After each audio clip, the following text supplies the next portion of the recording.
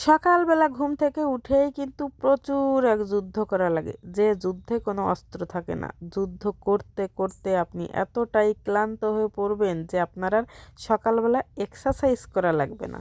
আর আমি সেই যুদ্ধ করার জন্য সকালবেলা ঘুম থেকে উঠেই আগে স্নান সেরে নিজেকে প্রস্তুত করে নিয়েছি। হ্যালো এভরিওয়ান, শুরু করছি একটা নতুন ভিডিও। আশা করি ভিডিওটা সবার অনেক বেশি ভালো লাগবে। আর যদি ভালো লাগে তাহলে অবশ্যই একটা লাইক, কমেন্ট, শেয়ার দিয়ে পাশে থাকবেন। আর পুরো ভিডিওটা জুড়ে আমি আছি, বাগেরহাটের মেয়ে লিপি। সকালবেলা যে যুদ্ধর কথা বলেছি, যুদ্ধটা হচ্ছে আমার একমাত্র পুত্র রাজাবাবুর সাথে। যেহেতু নামও তার রাজাবাবু, কামেও সে রাজা। তাকে সব কিছু গোছ গাছ করে রেডি করে ব্যাগ কাঁধে দিতে হয়, তারপরে সে স্কুলের উদ্দেশ্যে রওনা হয়। আর রাজাবাবু তো তাই ঘুম থেকে সে যখন উঠবে তখনই তার পিছনে আমার লাগতে হবে এই যুদ্ধ করার জন্য। এই কারণে আমি একটু আগে থেকে কাজ এগিয়ে রাখি। মানে ঘুম থেকে উঠেই আমি আমার স্নানটা সেরে রেডি হই হালকা পাতলা, তারপর তাকে রেডি করি। আর আমি হচ্ছি রাজার মা, রাজমাতা। আমার নাস্তাও কিন্তু ওপাশে রেডি। নাস্তা খেয়ে তারপরে এই যে দুপুরের জন্য আবার খাবার রেডি করলাম।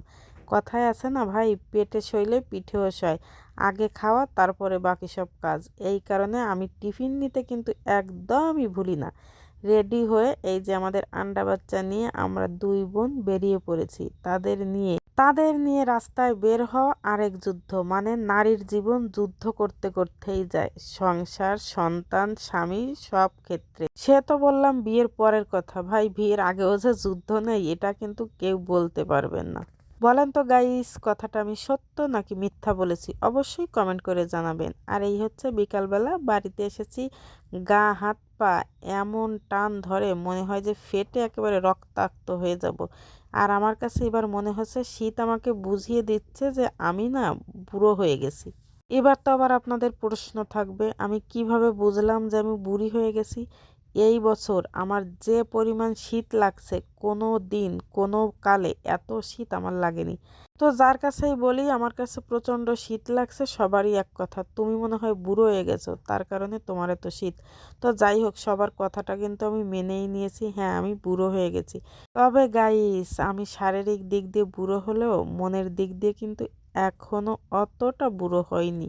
এবার আপনারা আমাকে বলেন তো, আমাকে দেখে কি আপনাদের কাছে মেলা বুড়ো মনে হয়? বাড়িতে এসে এই যে আমি চলে এসেছি আমার ক্ষেতে, যেখানে না আসলে আমার নিঃশ্বাস বন্ধ হয়ে আসে। এসে আমি অনেক প্রকার শাক তুলেছি, মাকে রান্না করতে দিব সকালের জন্য।